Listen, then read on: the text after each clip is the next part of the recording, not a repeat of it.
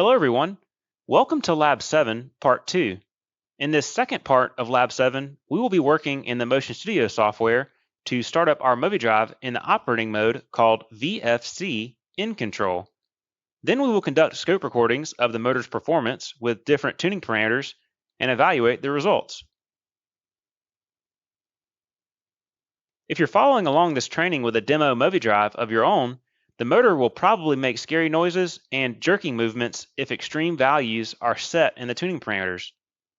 This is expected when demonstrating those parameter extremes for training purposes. However, you will need quick access to an e-stop or power disconnection method to quickly shut down the MOVIDRIVE if the motor behavior is erratic and uncontrolled. In a real-world application, you will still adjust the same parameters that we're demonstrating today, but you will want your changes to be more gradual so that way you don't encounter the extremes that cause erratic and potentially dangerous behavior of the motor. Let's head into the Motion Studio software and get started with changing our operating mode. Here we are in Motion Studio, and the first thing we're going to want to do is back up the parameters from the previous lab exercises. We probably won't need these, but it will be good to go ahead and just have a backup of these just in case we need to revert back to those parameters in the future. So to back these up, I'm just going to back them up to the project instead of storing them on a specific location on my computer. So to back them up to the project, I'm just going to grab the current online MOVIDRIVE V parameters and drag them from the bottom to the top. It's going to say, do I want to use the same name that I currently have it assigned to? And I'm fine with that. So I'm going to say finish. And now it is uploading the parameters that are currently online with this MOVIDRIVE to my project. And it's now blue on both sides and the progress bar is finished moving. So I'm going to click on OK. And then now we have a backup of our current parameters from the previous lab exercises. Now that we've done that, let's go ahead and factory reset this MOVIDRIVE so that way we're starting from scratch as we change this operating mode. So I'm going to right click on the MOVIDRIVE, go to Startup, Parameter Tree, and then the factory reset parameter is folder 8, Unit Functions, item 80, Setup, and then factory setting currently says no. I'm going to change that to delivery state. The MOVIDRIVE will recycle itself, and these parameters will pop back up in a second. Okay, the MOVIDRIVE has rebooted itself, so let's go ahead and close this, and then we can minimize this, and let's close the parameter tree, and then now let's rescan the Ethernet network. All right, it found the device and it tells me that the names have changed. Do I want to update the network? And I'm going to say yes. And currently it doesn't have a name, so let's go ahead and rename this. So I'm going to right click on it, go down to Properties, and I'm going to change the name to MDXB, and then VFC, since that is the mode we're about to change to, and then click on OK. All right, we're going to change the operating mode on the MOVIDRIVE from its previous setting of VF to VFC, but let me show you a parameter really quick. So I'm going to right click on the MOVIDRIVE, go to Startup, Parameter Tree. I'm going to open up folder 7, Control Functions, item 70, Operating Modes. Now you can see the different operating modes here for the MOVIDRIVE. Operating mode 1 is for parameter set 1. Operating mode 2 is for parameter set 2. And if we click on the drop-down menu, we can see all the different types of the operating modes that are possible on the MOVIDRIVE. Now, to change the operating mode, you should never change the operating mode directly in this parameter. Even though it will allow you to change the parameter, that is an incorrect way to change the operating mode. It can actually corrupt the parameters if you do this. So you always need to change the operating mode through the startup function, not directly in this parameter. Now you may be wondering that the operating mode in its default factory setting already says VFC. Well, we are going to a VFC operating mode, but we're going to be using the encoder. So that's going to be VFC in control, but I'm not going to change that directly in this parameter. And then also, we do not have any motor data currently in this MOVIDRIVE because we just delivery stated it. So even though this operating mode says VFC, we still need to go into the startup, load the motor data, change it to VFC in control through the startup by activating the encoder, and download the recommended tuning parameters. Okay, so we're going to not change the operating mode here, and we're going to close this and then go into the startup. So I can do that by right-clicking on the MOVIDRIVE, going to startup, and then startup online. I'm going to click on perform startup.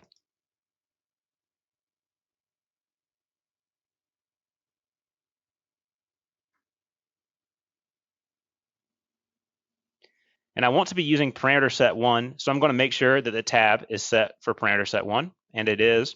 So I'm going to click on startup set 1. I want to do the complete startup, so I'm going to click next.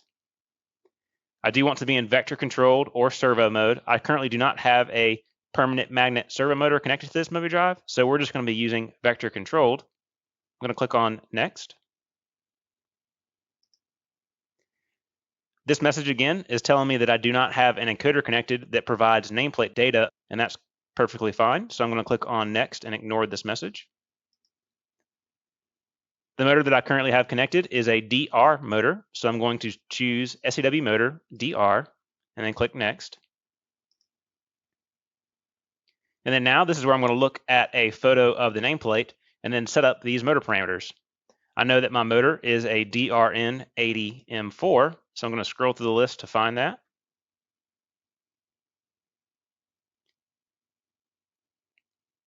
All right, and here we are. There is no 50 Hertz rating on this nameplate. There is only a 60 Hertz rating. So I'm going to make sure that I choose DRN80M4, 60 Hertz, and 0.75 kilowatts. Now you may see this one here as well. That is a global motor that has a 50 and 60 Hertz rating on the nameplate. And I do not have that combination. So I'm going to make sure that I choose this one that's 60 Hertz standalone. The motor rated voltage is 460 volts. And the frequency is 60 Hertz. The mains rated voltage is 480. And the encoder on the motor is an AS7W. So that will be this one right here with the W text at the end. And it gives you an example of what the encoder full nomenclature could look like on the nameplate. And the only one that ends in W is this option right here.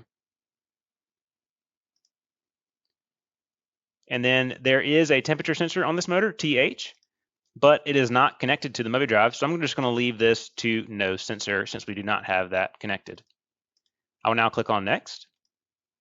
And then yes, I do want to use the encoder. Click next. Speed control is fine. And then this is the operating mode box. So depending on what I select here, it will be changing parameter 700 in the background along with some new calculation methods. So if you do need to change the operating mode, this is where you want to come to change your operating mode. Do not change your operating mode directly in parameter 700. I'm going to leave it to speed control, which will give me the operating mode VFC in control. So now I can go ahead and click on next. I want to be in VFC mode. I'm not using an output filter with this MOVIDRIVE, so I'm going to leave that unchecked and then click on next. The stiffness we're going to leave at 1 as a starting point. And then the load inertia, remember from the presentation, if I don't know the load inertia, then I can do 10 times the motor inertia. The motor inertia is listed right here where it says J0 motor. This is the motor inertia.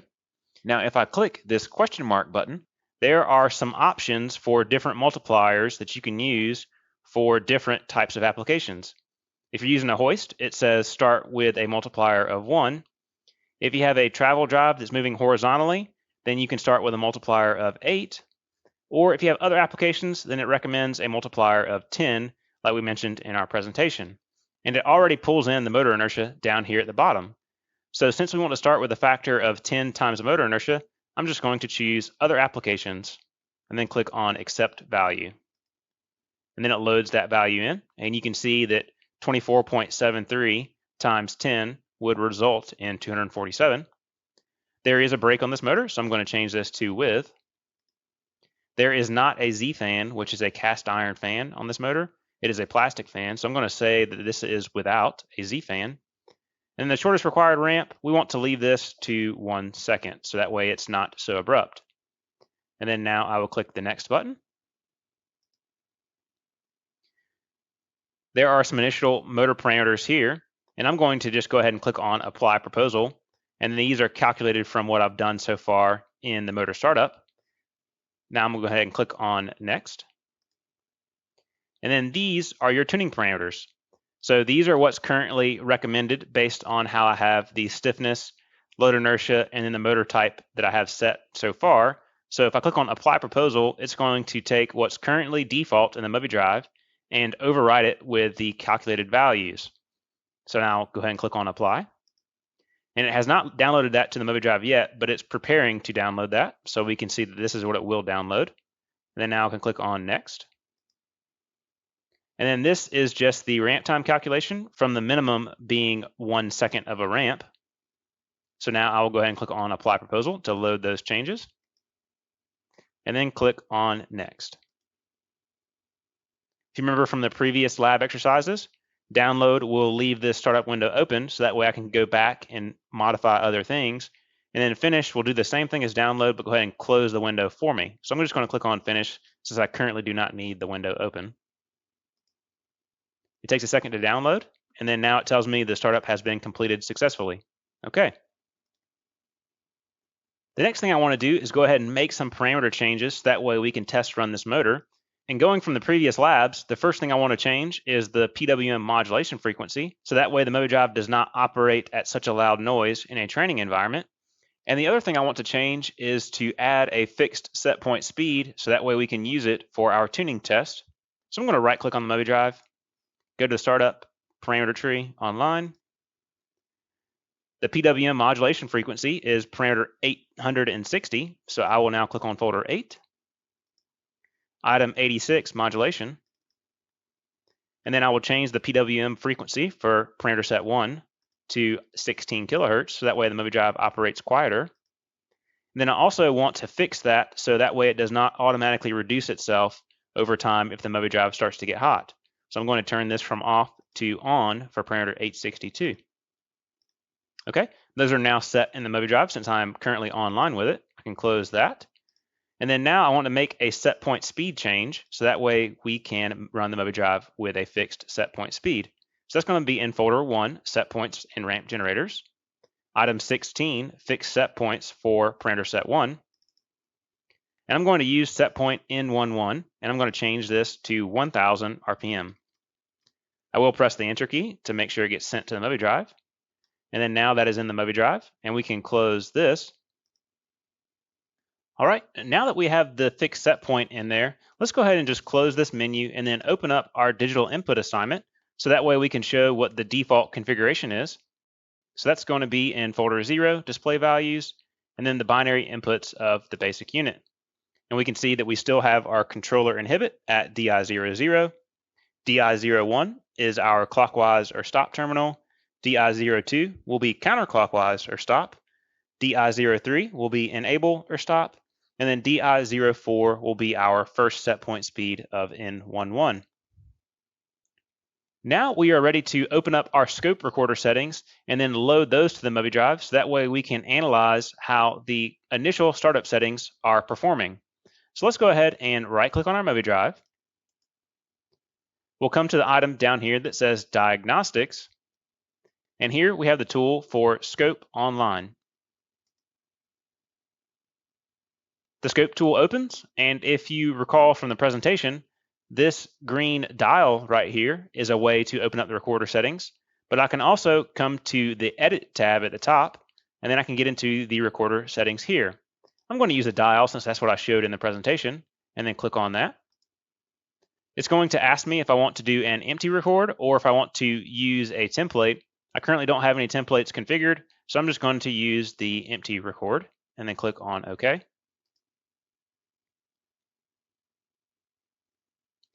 The settings now open, and if you notice, all of the settings are currently grayed out and I can't make any changes.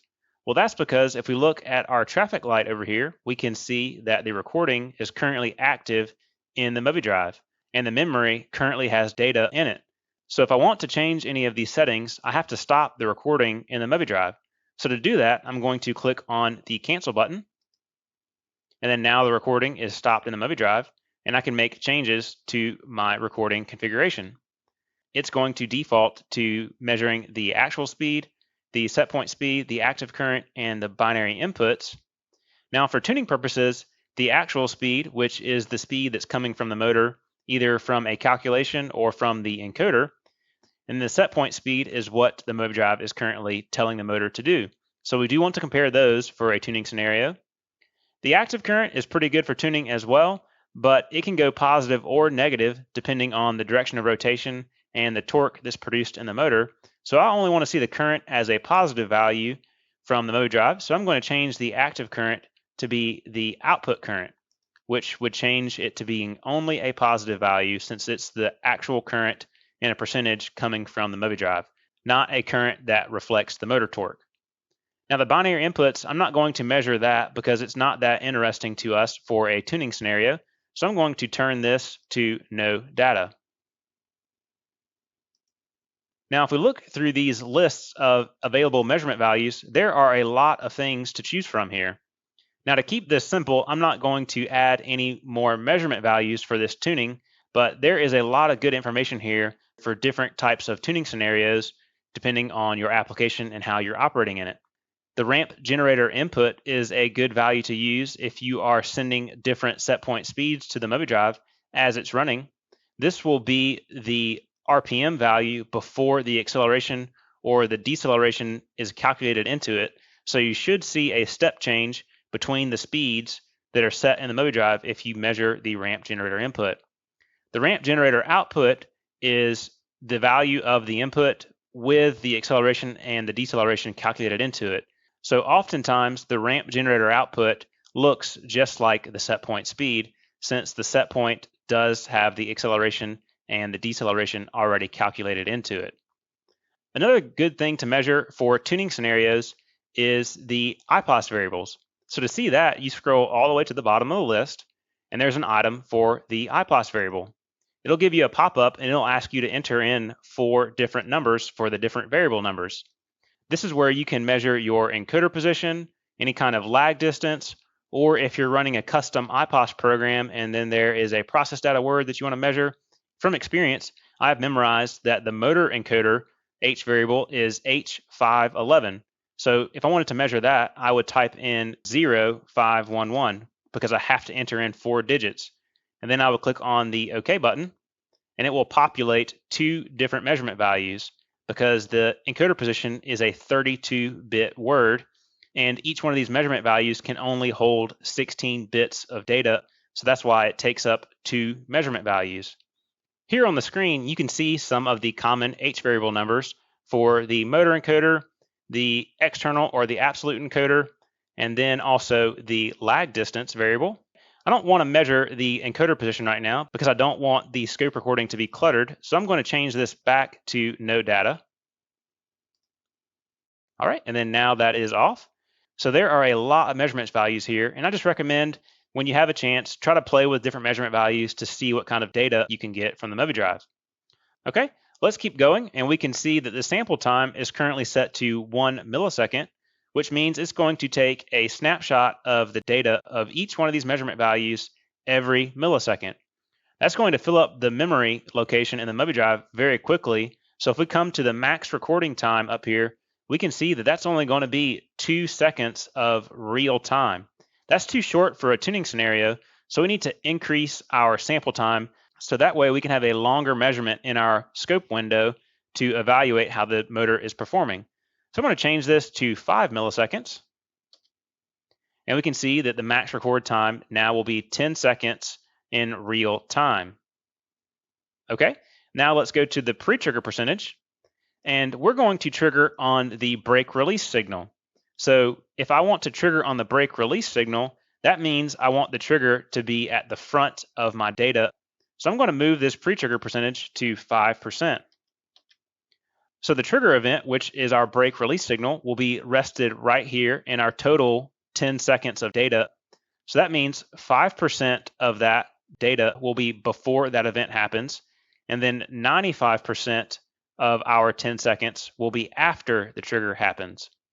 Okay, now we need to set our trigger to be the brake signal. So I'm going to come down here to the trigger terminal, and then currently it's set to manual, which means that I would physically have to press this trigger button for it to trigger the recording at that point. I don't want to do that. I want this to be automatic so that way we can compare different recordings. So I'm going to change this from manual to the brake signal. So I will click on this drop-down menu, and there will be a lot of different inputs on the MOVIDRIVE to choose from, but the brake signal is right here in the middle, DB00, and that will always be the brake release signal. And I want this to be on the rising edge, which means the signal will change from 0 to 1 because the MOVIDRIVE is sending the signal out to release the brake on the motor. If I had it set to falling, then that would be the engaging signal. This is when the MOVIDRIVE turns the brake release signal from 1 to 0, so that way the brake is told to engage itself and hold the position of the motor. So I want to change this back to rising. And lastly, the trigger mode box terminal is permanently connected to the trigger event, and that's fine, which is this trigger terminal right here. And then error is connected, and it's going to trigger on any kind of fault that happens on the MOVIDRIVE. But say, for example, I wanted to set this up and then it only trigger on an encoder error, which is error F14. Then I can type in 014, and then now it will trigger on fault 14 or on the brake release signal coming high. But I don't want to do that, so I'm just going to leave this to 000, which will trigger the recording if any error happens. All right, then now we are ready to send the start command to the MOVIDRIVE. Now this configuration has been sent to the MOVIDRIVE and it's currently operating this recording. And then we will see here shortly, once the 10-second memory has been filled, it will give me the yellow light saying that there is 10 seconds of data available. And what's happening right now is the data is currently being overwritten repetitively until this trigger event happens. And you can see that it's currently off with this lighter gray color because we have not ran the motor yet, which would release the brake. And we're going to leave this window open, and there are no windows open in the background, so I should not have to cancel and then restart the recording because I know I don't have multiple scope windows open.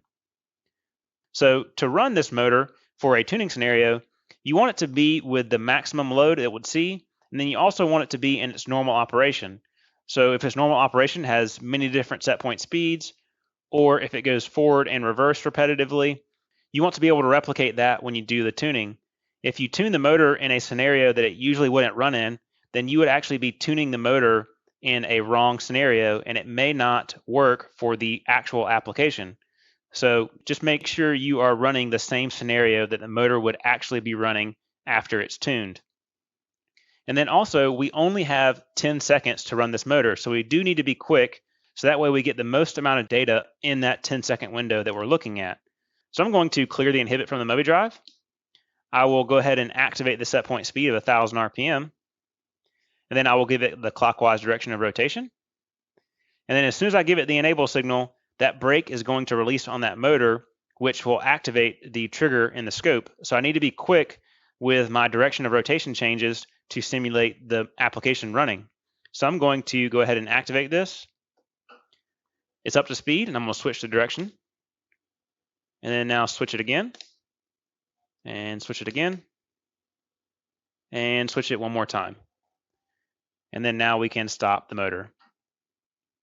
And if we go back to our software, we can see that there is a load button available now, which means the trigger has happened and there is data for it and we're ready to upload it. So let's go ahead and press this load button to pull that information from the MOVIDRIVE and put it onto our computer.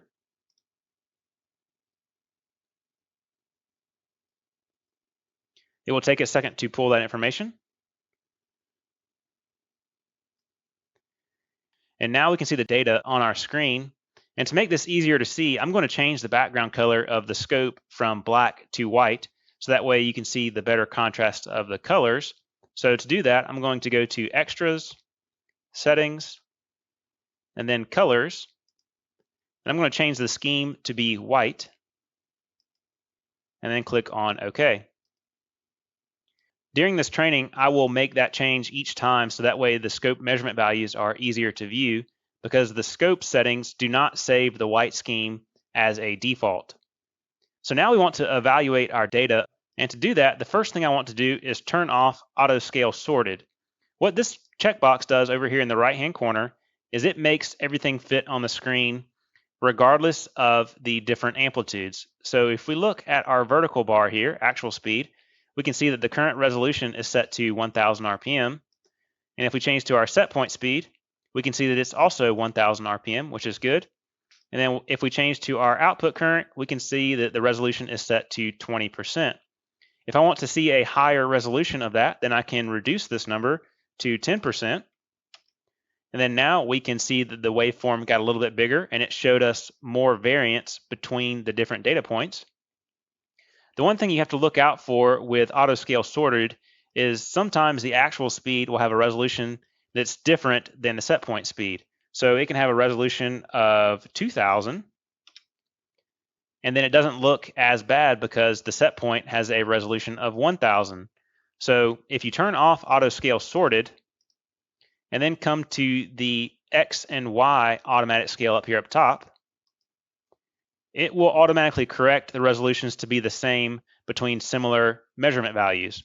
So the actual speed has a resolution of 500, the set point speed has a resolution of 500, and then the output current, which is a different type of measurement value, has a resolution of 10%. This is a quick way to correct all of your resolutions to be the same for similar measurement values. So let's go back to the actual speed, and then now let's organize our data. So I'm going to grab this vertical line right here that's called the curve offset, and then drag around our data and organize it better. The solid yellow vertical line at the beginning of the recording is our trigger event, which we set to be the brake release signal. And as we evaluate this, we can see that the response is not that great for the motor control. It's pretty smooth, but there is a fair amount of overshoot, and it does take a little bit of time to settle to the set point. Now, the set point speed is a perfect world scenario, and it's often not possible for the actual speed to look identically like the set point speed. But we should be able to improve these responses of our actual speed if we further tuned this motor.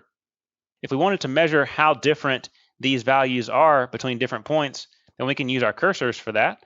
So to get the cursors to come up, you can just double click on any measurement value, and then they will pop up to where your mouse clicked, and there will be two of them stacked on top of each other. So I can drag one off, and then we can see there's numbers here for cursor number 1 and cursor number 2. And what I want to do right now is just compare how much of an overshoot this is versus the set point. So I'm going to drag cursor number 1 to the set point speed, and then put it right about where this peak is at with the blue. And then now I will drag cursor number 2 up to the peak of itself, and then compare the difference between 1 and 2. Now if we come down here to this bottom box, we can see that the value of cursor number 1 is currently at 998 RPM. Our set point was 1000 RPM, so that's really close. And then we can see that cursor number 2, which is on the blue line up here, is at 1039 RPM. So this actual speed of the motor overshot the set point by over 40 RPM, which is not that great. So we would need to tune this out to get better motor performance.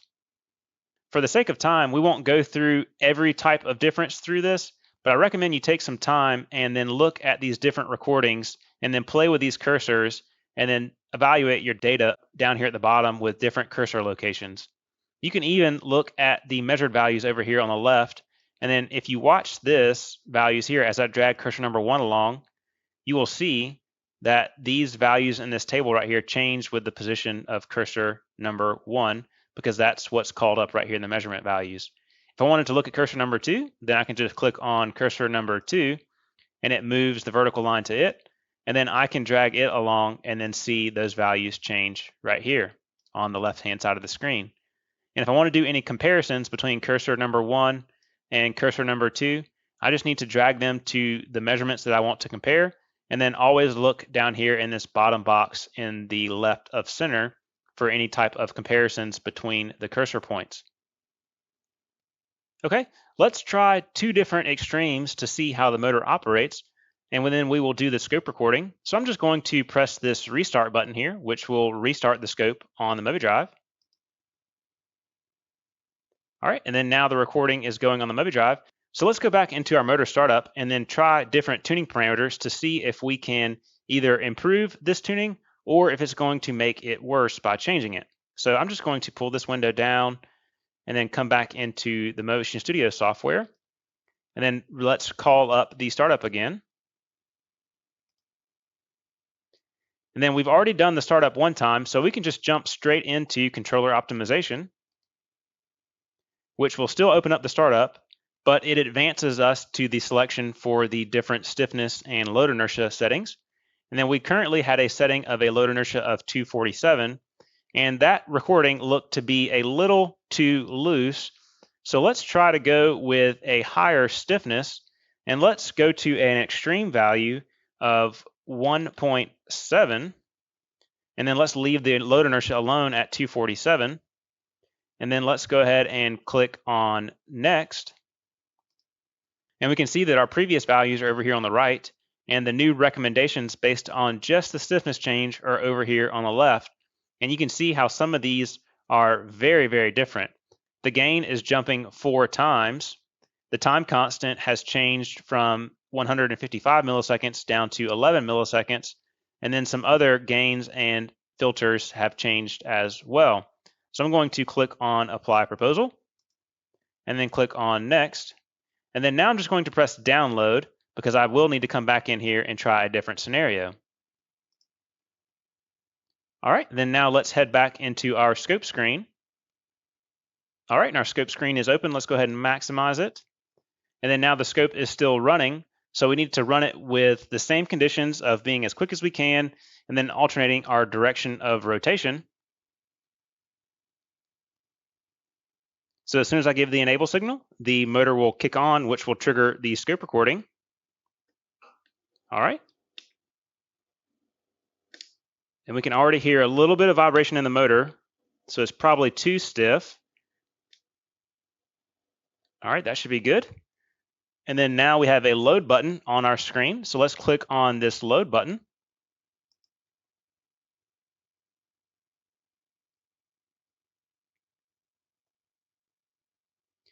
And we can see it went back to a black background. So let's change that to white so it's easier to look at. Okay, and then let's maximize it. Now we haven't lost the other scope, it's just in the background. And then let's turn off auto scale sorted, and let's rescale all the measurement values to make sure they have the same resolution. Okay, and then now we can organize them.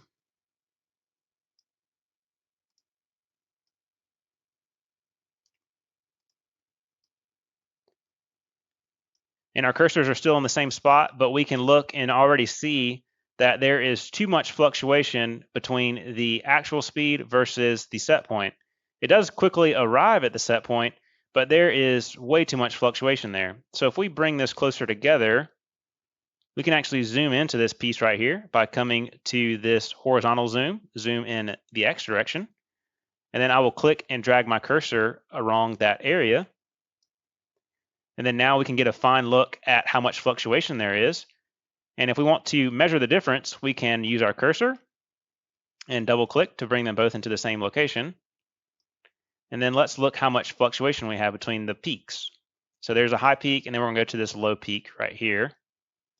And then we can see the difference between cursor 1 and cursor 2 is the difference between 1036 RPM and 927 RPM. So it's fluctuating greater than 100 RPM different between these two. So that's way too much fluctuation, and the motor is too stiff. Okay, let's collapse this so we can compare it to the other recording and see that this was a little too loose and this was way too stiff. So let's go ahead and restart this recording and then go back into our startup parameters and try a different value.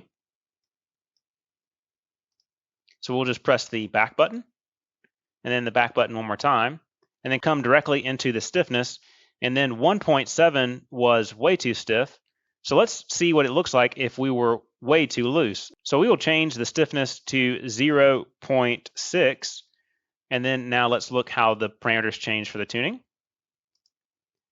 We can see these are the previous too stiff values. And then now it's drastically reducing these tuning parameters. So let's go ahead and apply these proposals. Click Next, and then let's download them. Okay, we'll leave this window open. And then now we have the scope window open. And then we are running the scope, and it's good to go, and it has not triggered. So let's go ahead and run this motor one more time.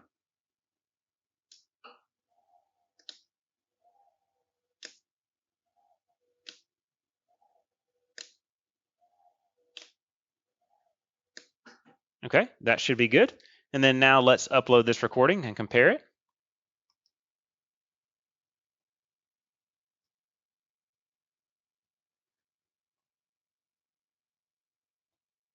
And let's change the color again for the background. Now let's make it bigger. And let's make sure that the sorting is not messing us up with the view. Okay, and then let's organize everything.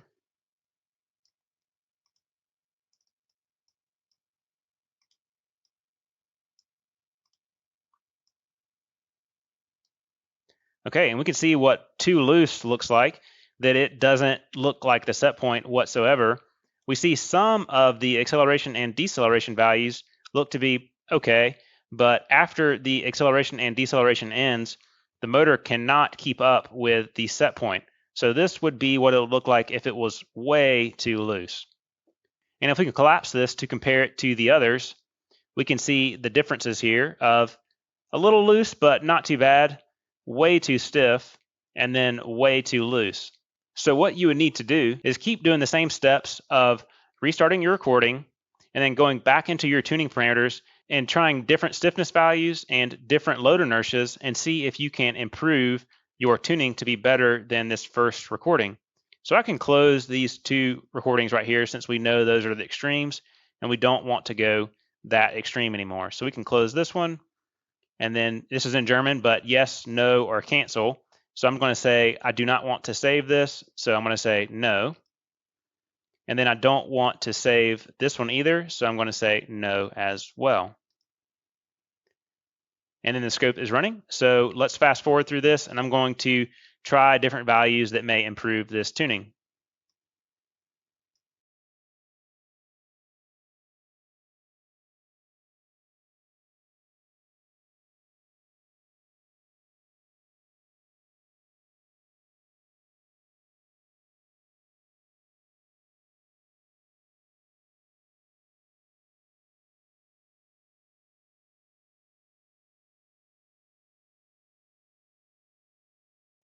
Okay, and now we're back and we have arrived at a tuning that is a little bit better than what we had before. I can keep going further with this and try to fine tune this as best as I can with those two parameters that I changed. But we can see this has improved a little bit from what we had before. So if I make this a little bit bigger so you can see it. And if we compare these, the overshoot is not as bad. And if we want to confirm that with the cursor position, let's make this bigger.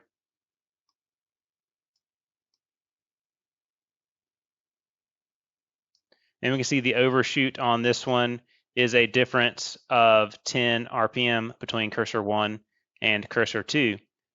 If I had better aligned cursor 2 with the 1000 RPM set point, because currently it's showing 991 RPM, which is a difference of 18 RPM. Before it was overshooting 40 RPM. So this is an improvement for the tuning. So let me show you what the settings were that I loaded to the startup. If we go back, we can see that I changed the stiffness back to 1 because we recommend to keep the stiffness as close to 1 as possible. And the original load inertia that we had for the first recording was 247, which is 10 times this motor inertia. I tried it with a value of 350, but that actually faulted the MOVIDRIVE with an F08 speed monitoring fault. So I knew that was the wrong direction to go. So then I reduced it down to 150 and then clicked next. And it still wasn't loading good values for the gain and the time constant. So I went back and then changed it to 75 and then clicked next and then saw the values that are currently in it. So the ending tuning settings that I used was a stiffness of 1 and a load inertia of 75. I could keep playing with the stiffness and then maybe increase it to 1.15 and then try that to see if it gets a little bit better of a response on the overshoot. But for right now, I'm just going to leave that to what it is and say that that is pretty smooth operation. All right, now that we're done with tuning, and this is already the same values that are currently loaded in there, I can just press the cancel button to get out of the tuning parameters. Now, one thing that's good to do is go ahead and save this scope recording with the tuning that we're going to leave in the MOVIDRIVE. So that way, if we need to come back and look at what the previous response was with that tuning, we can compare it if we need to tune further in the future, or if there's changes to the application and we want to see how the tuning has changed over time. So what we want to do to save this recording is come into this option that says File, and then choose Save As, and give a name to the scope file. So I will call this Scope and Stiffness of 1 and Load Inertia of 75. And I'm going to save it on the desktop so it's easily found, and then click on Save. If this was a certain project I was working on for a certain company, or if there's other comments that I wanted to make besides just the stiffness and inertia in the file name, then I could enter in some additional comments here as well that can be seen once you open up the scope. But I don't have any other comments I need to add because I put it in the file name. So I'm just going to click on OK. Then it saves it on my desktop. And then now if I move this window out of the way, I can see that the scope file is right here. And then if I double click on that, it will open in my screen. And one thing about the scope as well is that if you directly open the scope without opening it through Motion Studio, it will default to the German language.